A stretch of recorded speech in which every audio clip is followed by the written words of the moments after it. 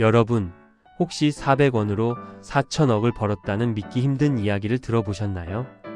그리고 그 주인공이 결국 운막에서 비참한 최후를 맞이했다는 충격적인 반전까지.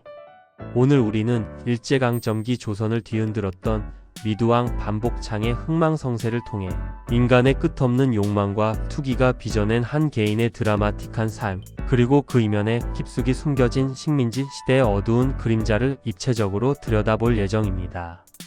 지금부터 약 100년 전 1920년대 조선이라는 격동의 시대로 함께 시간 여행을 떠나보시죠.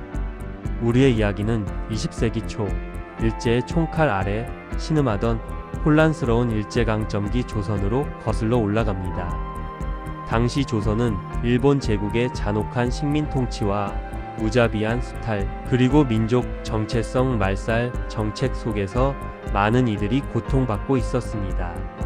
식량은 강제로 공출되었고 젊은이들은 강제징용과 징병으로 끌려갔으며 모든 민족적 자긍심은 철저히 억압받는 암울한 시대였습니다.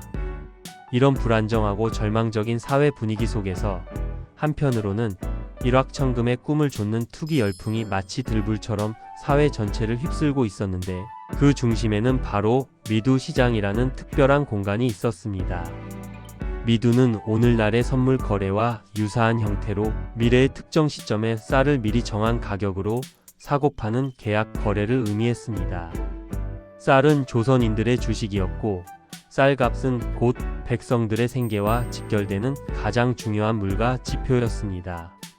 따라서 쌀값의 미묘한 변동에도 엄청난 이득을 얻을 수도 있었지만, 동시에 모든 것을 한순간에 잃을 수도 있는 극도로 위험천만한 도박판이기도 했습니다. 가난한 소작농부터 어수룩한 일반 서민들, 심지어는 높은 식견을 가진 지식인과 고위 관료들까지 사회 모든 계층의 사람들이 이 미두 시장에 뛰어들어 한탕을 노렸습니다. 이들은 각자의 이유로 혹은 막연한 희망으로 미두 시장이라는 거대한 소용돌이 속으로 몸을 던졌습니다. 그리고 이 광기와 열망이 뒤섞인 시장 한가운데에서 전설적인 인물이 탄생하는데, 그가 바로 오늘의 주인공 미두왕 반복창입니다. 반복창은 처음부터 거대한 부를 대물림 받은 금수저는 아니었습니다. 그는 미두 중매점의 평범한 사환으로 사회생활에 첫 발을 내디뎠습니다. 그가 가진 것은 가난과 불확실한 미래, 그리고 성공에 대한 강렬한 열망뿐이었죠. 하지만 그는 남다른 시장 통찰력과 누구도 따라 하기 힘든 엄청난 배짱을 가지고 있었습니다. 쌀값의 미묘한 흐름을 귀신같이 읽어내는 기가 막힌 감각과 예측 불가능한 시장 상황 속에서도 과감하고 냉철한 결단을 내리는 용기는 그를 단순한 평범한 사원으로 남겨두지 않았습니다. 쌀값 예측이 놀랍게도 정확하게 맞아떨어지면서 그는 미두 시장에서 차곡차곡 큰 수익을 올리게 됩니다. 그리고 이 작은 성공들은 그의 인생을 완전히 뒤바꾸는 결정적인 전환점이 됩니다. 마침내 반복창은 1920년대 초 미두 시장에 뛰어든 지 불과 1년 만에 상상하기조차 힘든 거대한 부를 쌓아 올립니다. 당시 그의 재산은 오늘날의 가치로 환산하면 무려 수백억 원에서 수천억 원에 달하는 천문학적인 액수였다고 추정됩니다.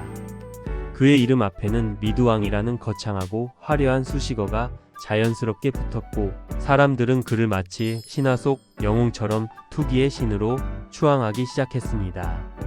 그가 손대는 미두 종목마다 대박을 터뜨리자 사람들은 그의 일거수일투족의 초미에 관심을 기울였고, 그의 투자 동향을 맹목적으로 따라하는 것은 마치 성공의 보증수표이자 지름길처럼 여겨졌습니다. 이제 반복창은 단순한 투기꾼을 넘어 조선 사회 전체의 경제 흐름과 심리를 좌지우지하는 거대한 영향력을 가진 인물로 확고히 자리매김하게 됩니다. 그의 성공은 단순한 재산 축적을 넘어 사회적으로도 엄청난 파장과 반향을 불러일으켰습니다. 1921년 반복창은 당시 조선 최고의 시설과 명성을 자랑하던 조선호텔에서 전무후무할 정도로 호화로운 결혼식을 올립니다. 그의 결혼식에는 당시 인천 부윤, 즉 오늘날의 인천시장과 같은 최고위 관료들을 비롯해 수많은 정재계 인사들이 총출동했습니다. 이는 그가 단순한 졸부가 아닌 당대 최고 권력층과도 긴밀한 관계를 맺고 있었음을 여실히 보여주는 대목입니다.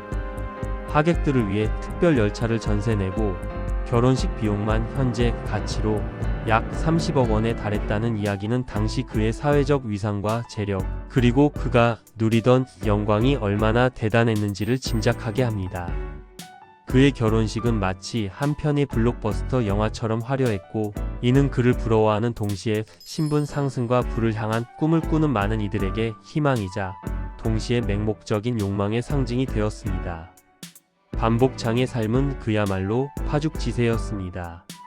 미두시장에서 쌀을 사고 파는 모든 결정은 마치 신의 계시처럼 정확하게 맞아떨어졌고, 그의 재산은 매일같이 기하급수적으로 불어났습니다. 사람들은 그가 과연 어디까지 올라갈지 궁금해했고, 그의 성공은 마치 영원히 지속될 것처럼 보였습니다. 조선 전역에 그의 명성이 자자했고, 수많은 사람들이 그를 롤모델로 삼아 미두시장에 뛰어들었습니다. 그의 성공은 당시 절망에 빠져있던 조선인들에게 나도 할 수 있다는 막연한 희망을 심어주었지만, 이는 동시에 더 큰 비극을 잉태하고 있었습니다. 하지만 역사는 언제나 그렇듯 예측 불가능한 반전과 비극을 품고 있습니다. 모든 빛나는 영광 뒤에는 깊은 그림자가 드리우는 법. 미두왕 반복창의 찬란했던 성공 신화에도 결국 거대한 먹구름이 드리우기 시작했습니다. 그의 몰락은 한순간의 판단 착오에서 시작되었습니다. 그에게는 언제나 완벽하고 정확해 보이던 시장 예측이 단 한 번의 결정적인 실수로 인해 어긋나기 시작하면서 그동안 쌓아 올렸던 모든 것이 마치 모래성처럼 허물어지기 시작한 것입니다. 미두시장은 본질적으로 투기와 도박의 장이었고, 그만큼 예측 불가능한 수많은 변수들이 언제든 터질 준비를 하고 있었습니다. 국제 정세의 급격한 변화, 일본 총독부의 예상치 못한 정책 변화, 쌀 생산량의 예상 밖 변동 등 수많은 외부 요인들이 쌀값에 결정적인 영향을 미쳤고, 아무리 투기의 신이라 불렸던 반복창이라 할지라도 이 모든 것을 완벽하게 통제하거나 예측할 수는 없었습니다. 그는 한순간의 잘못된 투자, 결정으로 그동안 쌓아 올렸던 거대한 부를 순식간에 잃게 됩니다. 마치 신기루처럼 허무하게 사라져버린 재산 앞에서 반복창은 망연자실하고 절망할 수밖에 없었습니다. 그의 몰락은 너무나도 빠르고 참혹했습니다. 불과 몇 년 전 조선호텔에서 역사적인 호화로운 결혼식을 올리며 세상을 호령했던 미두왕은 이제 모든 명예와 재산을 잃고 길거리를 헤매는 비참한 신세가 되었습니다. 30살이라는 전디 젊은 나이에 중풍까지 얻게 된 그는 쌀값이 오른다는 의미 없는 헛된 말을 계속해서 되뇌며 시장 바닥을 떠돌다 쓸쓸하고 비참하게 생을 마감했습니다. 400원이라는 보잘것없는 돈으로 4천억이라는 천문학적인 액수를 벌었던 사나이가 결국 서울 변두리의 허름한 움막에서 고독하게 죽어갔다는 이야기는 당시 많은 이들에게 충격과 함께 깊은 깨달음을 주었습니다. 그리고 그의 죽음으로부터 불과 20일 후 투기 과열과 그로 인한 사회적 부작용이 극에 달했던 미두시장마저 일본 총독부에 의해 폐쇄됩니다. 마치 반복창의 비극적인 몰락이 미두시장의 종말을 미리 예고라도 한 듯이 그의 드라마틱한 삶과 미두시장은 운명처럼 함께 역사 속으로 사라져갔습니다. 그렇다면 미두왕 반복창의 파란만장한 흥망성쇠는 오늘날 우리에게 어떤 중요한 의미와 교훈을 남겼을까요? 그의 이야기는 단순히 한 개인의 비극적인 서사를 넘어 당시 식민지 조선 사회의 어두운 단면과 사람들의 불안하고 절박했던 심리를 고스란히 보여주는 거울과도 같습니다. 일제강점기라는 암울하고 희망 없는 시대 속에서 대다수의 조선인들은 하루하루를 겨우 연명하며 살아가고 있었습니다. 안정적인 일자리와 수입원은 턱없이 부족했고 미래에 대한 희망은 희미하다 못해 사라져버린 상황이었습니다. 이런 절망적인 상황에서 미두 시장은 마치 한 줄기 밝은 빛처럼 한 번의 투자로 인생 역전을 이룰 수 있는 유일한 기회로 느껴졌을 것입니다. 반복창처럼 단번에 거대한 부를 축적하여 가난에서 벗어나고 사회적 명예를 얻을 수 있다는 환상은 가난과 절망에 시달리던 사람들에게 너무나도 달콤하고 거부할 수 없는 유혹이었죠. 하지만 그 유혹은 결국 더 큰 절망과 파멸로 이어질 수 있음을 반복창의 삶이 극명하게 보여주었습니다.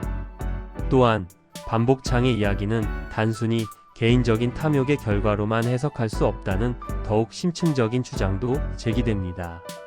일부 역사학자들은 일본 총독부가 조선인들의 소중한 재산을 체계적으로 수탈하기 위한 하나의 교묘한 계략으로 미두 시장을 적극적으로 이용했으며 반복창을 미끼로 활용하여 더 많은 조선인들이 투기에 빠져들도록 부추겼다고 해석합니다. 반복창의 성공 신화를 대대적으로 홍보하고 그를 마치 민족의 영웅인 양 치켜세움으로써 조선인들의 투기 심리를 자극하고 이를 통해 그들의 자금을 손쉽게 흡수하려 했다는 것입니다. 결국 미두 시장은 조선인들의 피와 땀으로 힘들게 번 돈을 일본으로 유출하는 교활한 통로 역할을 했다는 비판에서 결코 자유로울 수 없습니다. 반복창의 흥망성쇠는 오늘날 우리에게도 매우 시사하는 바가 큽니다. 특히 고위험 마이너스 고수익이라는 유혹적인 문구 뒤에 숨겨진 냉혹하고 잔혹한 현실, 그리고 무분별한 투기가 가져올 수 있는 파멸적인 결과를 명확하게 경고하는 강력한 메시지로 작용합니다. 짧은 시간에 편하게 큰 돈을 벌고자 하는 욕망은 인간의 보편적인 심리이자 본능과도 같습니다.